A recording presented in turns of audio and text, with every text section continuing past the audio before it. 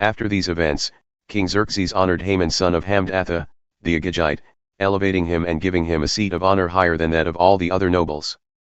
All the royal officials at the king's gate knelt down and paid honor to Haman, for the king had commanded this concerning him. But Mordecai would not kneel down or pay him honor. Then the royal officials at the king's gate asked Mordecai, "Why do you disobey the king's command?" Day after day they spoke to him, but he refused to comply.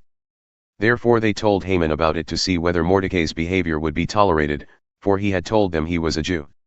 When Haman saw that Mordecai would not kneel down or pay him honor, he was enraged. Yet having learned who Mordecai's people were, he scorned the idea of killing only Mordecai. Instead Haman looked for a way to destroy all Mordecai's people, the Jews, throughout the whole kingdom of Xerxes. In the 12th year of King Xerxes, in the first month, the month of Nisan, the pur, that is, the lot, was cast in the presence of Haman to select a day and month. And the lot fell on the 12th month, the month of Adar. Then Haman said to King Xerxes, "There is a certain people dispersed among the peoples in all the provinces of your kingdom who keep themselves separate. Their customs are different from those of all other people, and they do not obey the king's laws. It is not in the king's best interest to tolerate them. If it pleases the king, let a decree be issued to destroy them, and I will give 10,000 talents of silver to the king's administrators for the royal treasury." So the king took his signet ring from his finger and gave it to Haman son of Hammedatha, the Agagite, the enemy of the Jews. "Keep the money," the king said to Haman, "and do with the people as you please." Then on the 13th day of the first month the royal secretaries were summoned. They wrote out in the script of each province and in the language of each people all Haman's orders to the king's satraps, the governors of the various provinces and the nobles of the various peoples. These were written in the name of King Xerxes himself and sealed with his own ring. Dispatches were sent by couriers to all the king's provinces with the order to destroy, kill, and annihilate all the Jews, young and old, women and children, on a single day, the 13th day of the 12th month, the month of Adar, and to plunder their goods. A copy of the text of the edict was to be issued as law in every province and made known to the people of every nationality so they would be ready for that day. The couriers went out, spurred on by the king's command, and the edict was issued in the citadel of Susa. The king and Haman sat down to drink, but the city of Susa was bewildered. When Mordecai learned of all that had been done, he tore his clothes, put on sackcloth and ashes, and went out into the city, wailing loudly and bitterly. But he went only as far as the king's gate, because no one clothed in sackcloth was allowed to enter it.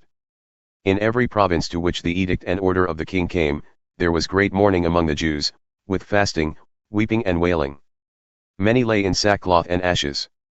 When Esther's eunuchs and female attendants came and told her about Mordecai, she was in great distress.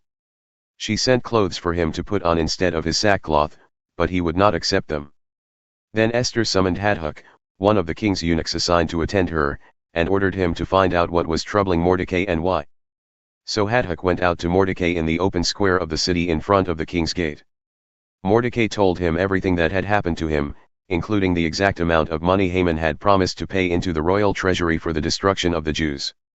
He also gave him a copy of the text of the edict for their annihilation, which had been published in Susa, to show to Esther and explain it to her, and he told him to instruct her to go into the king's presence to beg for mercy and plead with him for her people.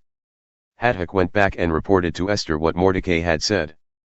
Then she instructed him to say to Mordecai, "All the king's officials and the people of the royal provinces know that for any man or woman who approaches the king in the inner court without being summoned, the king has but one law, that they be put to death unless the king extends the gold scepter to them and spares their lives. But 30 days have passed since I was called to go to the king."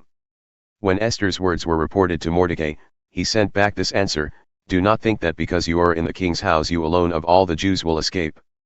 For if you remain silent at this time, relief and deliverance for the Jews will arise from another place, but you and your father's family will perish. And who knows but that you have come to your royal position for such a time as this?"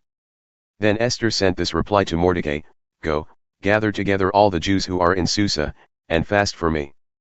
Do not eat or drink for 3 days, night or day. I and my attendants will fast as you do. When this is done, I will go to the king, even though it is against the law. And if I perish, I perish." So Mordecai went away and carried out all of Esther's instructions. On the 3rd day Esther put on her royal robes and stood in the inner court of the palace, in front of the king's hall. The king was sitting on his royal throne in the hall, facing the entrance. When he saw Queen Esther standing in the court, he was pleased with her and held out to her the gold scepter that was in his hand. So Esther approached and touched the tip of the scepter. Then the king asked, "What is it, Queen Esther? What is your request?" "Even up to half the kingdom, it will be given you." "If it pleases the king," replied Esther, "let the king, together with Haman, come today to a banquet I have prepared for him." "Bring Haman at once," the king said, "so that we may do what Esther asks." So the king and Haman went to the banquet Esther had prepared. As they were drinking wine, the king again asked Esther, "Now what is your petition?" "It will be given you." "And what is your request?" "Even up to half the kingdom, it will be granted." Esther replied, "My petition and my request is this: if the king regards me with favor and if it pleases the king to grant my petition and fulfill my request, let the king and Haman come tomorrow to the banquet I will prepare for them. Then I will answer the king's question." Haman went out that day happy and in high spirits. But when he saw Mordecai at the king's gate and observed that he neither rose nor showed fear in his presence, he was filled with rage against Mordecai. Nevertheless, Haman restrained himself and went home. Calling together his friends and Zeresh, his wife, Haman boasted to them about his vast wealth, his many sons, and all the ways the king had honored him and how he had elevated him above the other nobles and officials. "And that's not all," Haman added. "I'm the only person Queen Esther invited to accompany the king to the banquet she gave. And she has invited me along with the king tomorrow. But all this gives me no satisfaction as long as I see that Jew Mordecai sitting at the king's gate." His wife Zeresh and all his friends said to him, "Have a pole set up, reaching to a height of 50 cubits, and ask the king in the morning to have Mordecai impaled on it. Then go with the king to the banquet and enjoy yourself." This suggestion delighted Haman, and he had the pole set up.